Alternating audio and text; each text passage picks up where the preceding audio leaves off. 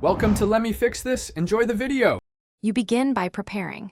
Clean, consistent data so formulas behave predictably. Remove duplicates, fix blank cells, and standardize dates to YIMMDD.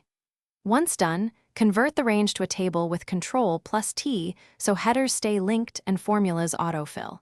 Make sure numeric columns use the same format and store a backup copy before heavy edits. These first actionable steps prevent cascading errors and make pivoting or formulas reliable.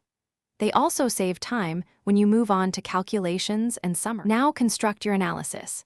Add helper columns for normalized metrics, ratios, or flag conditions so complex logic stays readable. Use sumifs and countifs for conditional totals and prefer index/match for robust lookups. Structured table references make formulas stable.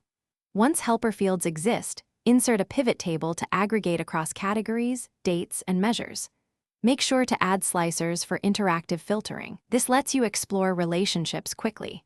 If performance lags, reduce volatile formulas and replace with pivot summaries. Finish by validating outputs.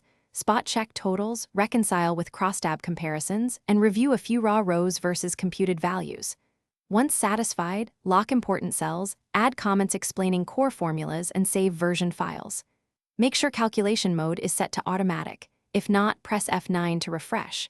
If numbers look off, check ranges, named ranges, and table boundaries first. These are the most common issues. Finally, export final charts or CSVs and deliver a short summary of assumptions and next steps. Thanks for watching. If you found this helpful, don't forget to like and subscribe.